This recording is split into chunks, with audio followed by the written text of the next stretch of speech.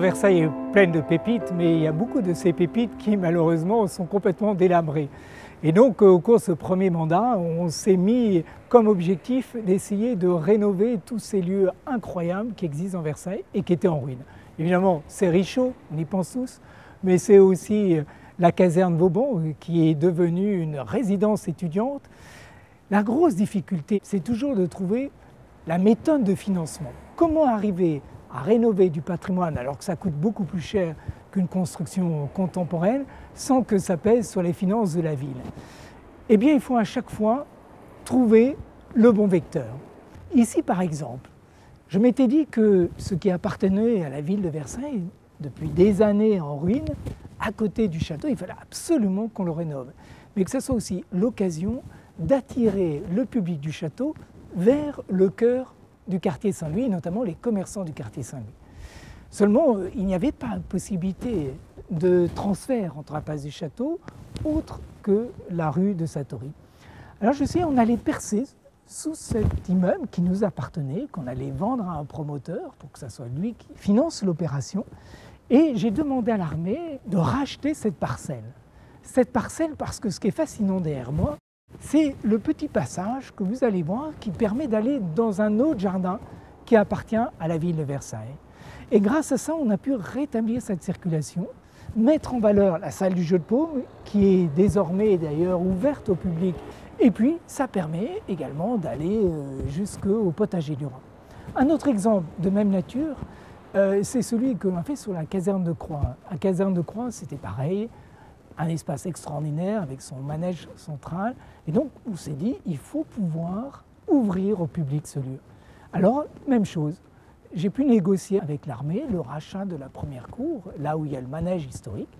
Et sur le côté, j'ai demandé à un jeune architecte contemporain, Clément Vergely, de construire ce bâtiment que vous pouvez maintenant admirer, qui est un bâtiment totalement fonctionnel, totalement multi-usage.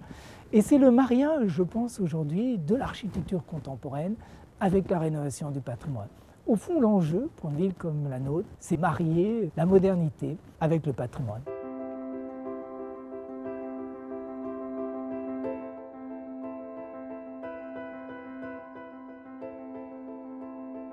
Ma première visite à l'hôtel des Gendarmes, en fait, elle remonte déjà à plusieurs années puisque j'avais eu la chance de pouvoir restaurer le portail de l'hôtel des Gendarmes, qui est le morceau de bravoure en quelque sorte, mais qui finissait par complètement éclipser le reste du bâtiment. Et justement, c'est peut-être ce hiatus auquel j'ai été le plus sensible en reprenant le dossier quand il s'est agi d'installer en fait la communauté d'agglomération, c'est-à-dire de se dire qu'il n'y avait pas qu'un portail, mais qu'il y avait vraiment un bâtiment qui fonctionnait avec le portail, que ce bâtiment il était de Gabriel, qu'il avait une histoire à raconter, et que là il y avait un énorme travail pour le révéler.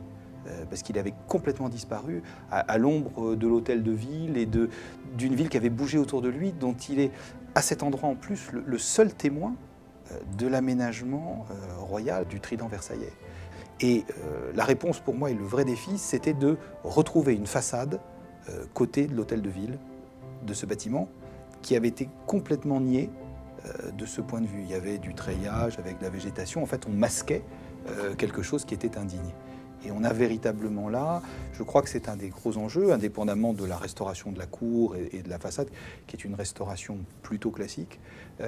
On a recomposé une façade côté hôtel de ville, qui justement fait dialoguer le bâtiment. Une des joies que nous avons eues pendant ce chantier, ça a été de retrouver effectivement ce fameux brique et pierre, et qui est là du trompe-l'œil, hein, fausse brique et fausse pierre, qui est l'identité même de Versailles. Alors on partait d'un bâtiment qu'on semblait connaître, mais qui en même temps avait été horriblement maquillé, et donc il fallait lui retrouver ce moelleux, cette qualité de lumière, qui devait en fait par contraste justement magnifier le portail central qui lui est tout en pierre.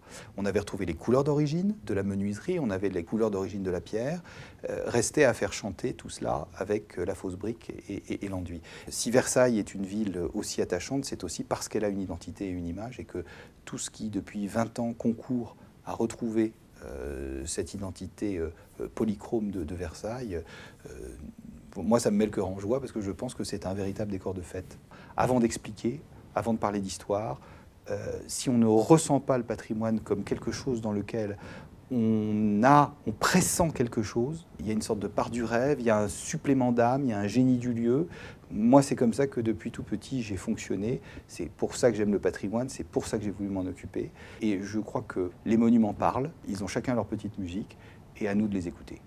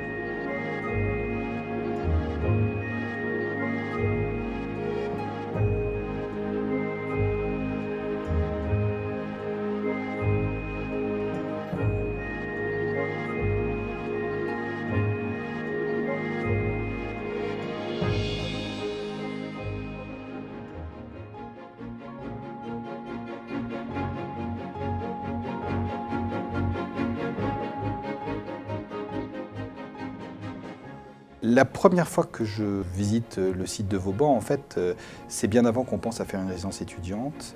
C'est au moment où l'administration du ministère de la Défense se pose des questions sur le devenir de ce bâtiment qui est extrêmement important et qui est désaffecté, dans lequel il reste quelques logements de fonction et sur lequel on ne sait pas encore si on va faire des logements ou autre chose. Et puis, très vite, la décision est prise d'aliéner le bâtiment par moitié, en fait, parce que l'administration militaire pensait garder l'autre moitié pour faire quand même des logements.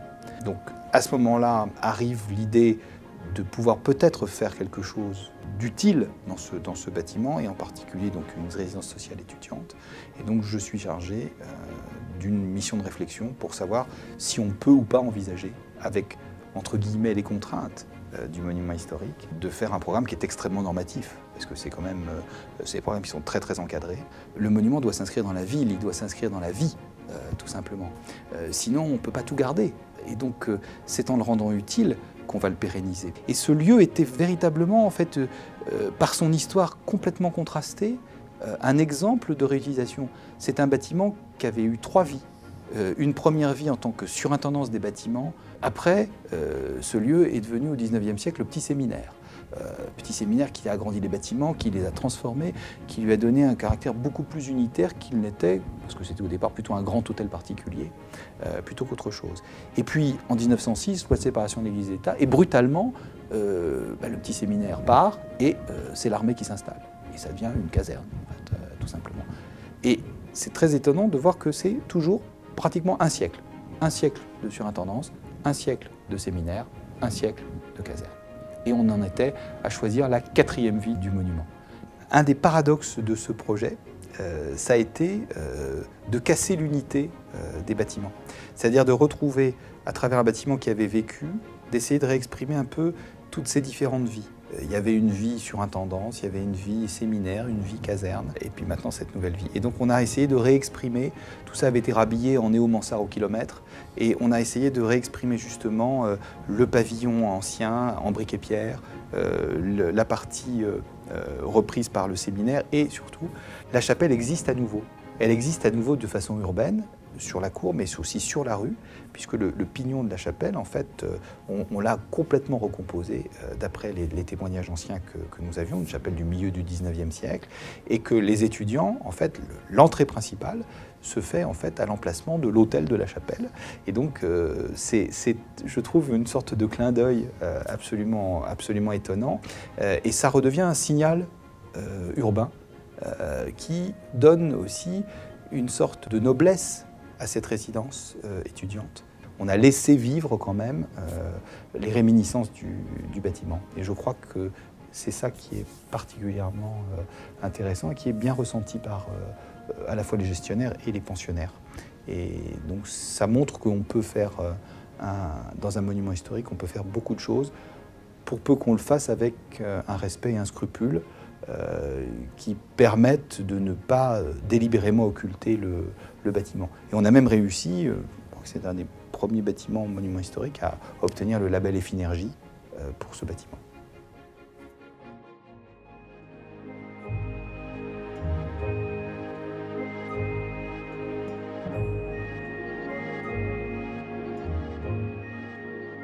On sent que c'est un lieu un peu chargé d'histoire, qu'il y a eu plein de bâtiments qui sont faits successivement dans le temps. Et puis, tout de suite, la première idée, on s'est dit, mais où est-ce qu'on va bien pouvoir construire?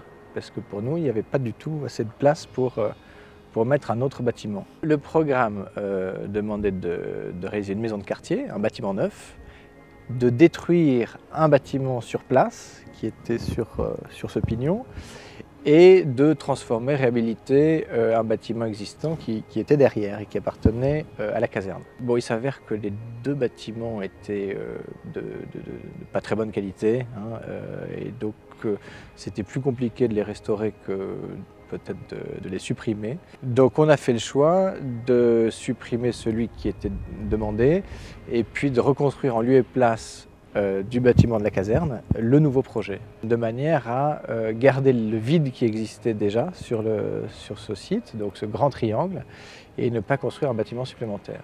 Parce qu'en effet, ce qui caractérise ce lieu, c'est une succession de différents espaces extérieurs. Tout d'abord le porche de la rue Royale, assez sombre, puis l'arrivée dans la cour circulaire qu'on appelle le manège, cette cour pavée historique que l'on a laissé inchangée, qui a vraiment une grande qualité. De part et d'autre, on va trouver une petite cour qui a été traitée comme un jardin d'ombre, qui n'est pas accessible au public, avec beaucoup de plantes couvrantes, donc une atmosphère plutôt sous bois. Et de l'autre côté, quand on arrive sur le bâtiment, une grande cour minérale très lumineuse, avec des bancs, un arbre pour inviter à la pause. Et un bâtiment qui a la particularité de complètement s'ouvrir sur cette cour avec un grand bandeau vitré à hauteur d'homme qui donc apporte beaucoup de lumière et permet de l'intérieur de garder ce lien visuel avec la cour. Côté avenue de Sceaux, c'est le parti inverse. Le passant, lui, va longer un mur plein, un soubassement, un enduit à la chaux traditionnel versaillais, vraiment dans la continuité des façades pleines que l'on trouve de part et d'autre. Et en partie supérieure, un grand bandeau vitré qui, cette fois-ci, met en lien l'intérieur avec les arbres de l'avenue de Sceaux et permet aussi, depuis le parking en partie haute, d'avoir une vue plongeante sur l'intérieur du bâtiment. Le premier projet qu'on a montré était plutôt un projet avenue de Sceaux, dans l'idée de rapprocher au château, donc quelque chose d'un peu précieux, un objet assez travaillé qui puisse s'insérer sur l'avenue. Et puis c'est en discutant avec le maire qui m'a fait découvrir de manière assez intéressante que à Versailles, il y a les deux parties. Il y a la partie aussi cour intérieure assez simple avec des charrettes et puis des ambiances tout à fait différentes. Et donc on a travaillé un bâtiment un peu bizarre avec deux faces différentes. C'était une maison de quartier, donc il fallait créer un outil assez pratique où on puisse faire un peu ce que l'on veut dedans. On a voulu maintenir ce grand volume qui est plus grand que ce dont on a besoin, mais qui donne un peu le caractère intérieur du projet. Donc je confirme le vieil adage, bon maître d'ouvrage, bon architecte, bon projet.